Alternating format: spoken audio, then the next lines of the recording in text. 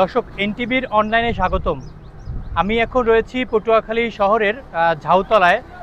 তীব্র গরমে এখানকার মানুষ, বিশেষ করে দক্ষিণ অঞ্চলের মানুষ খুবই কষ্টে রয়েছে এবং গরমে এত পরিমাণ গরম বাসাবাড়িতে থাকা যাচ্ছে না।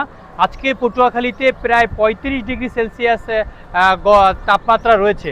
আমরা যদি আপনাদেরকে বলে রাখি যে এই অঞ্চলের মানুষ নদীমাতৃক মানুষ হলেও এই অঞ্চলে কিন্তু গরমের প্রভাবে এখানকার মানুষ কিন্তু খুবই অতিষ্ঠ হয়ে গেছে। জনজীবন কিন্তু খুব কষ্ট বিরাজ করছে। বিশেষ করে যারা দিনমজুর, যারা রিক্সা চালক যারা রয়েছে তারা কিন্তু অনেক কষ্ট পাচ্ছে এই তীব্র গরমে। এবং এখানের যে পরিবেশ, সেটা বলা যেতে পারে অনেক কষ্টকর একটি পরিবেশ।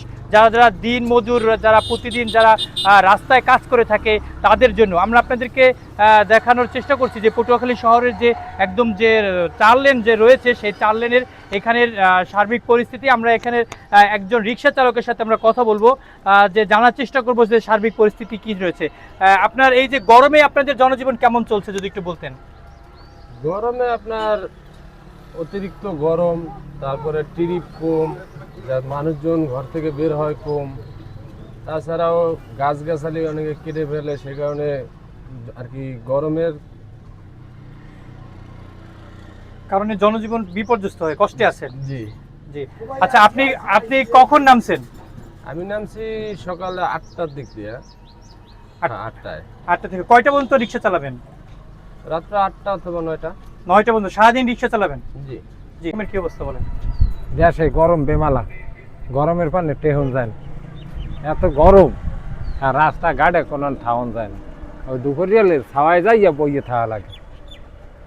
আপনি আসছেন কখন আর যাবেন কখন? আসছি সকালে, আমি গাছতলা বইয়ে রয়েছি, এই এবার আমি এখন বাড়ি যাব। এই পটুয়াখালী ঝাউগাছতলা কালকে সারাদিন সন্ধ্যার পরের দিনে রাত্র 9টা পর্যন্ত কারেন্ট ছিল না ভাইয়া।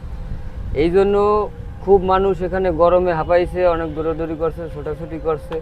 এখন আমরা দোকান খুলছি, কিন্তু এখনও অনেক গরমের তাপমাত্রা বেশি, যার কারণে আমরা টেকতে পারতেছি না। আমার স্যারের দিক সাইডে খুবই গরম পড়তে আছে, যেগুলো আপনাকে বুঝতে পারবো না।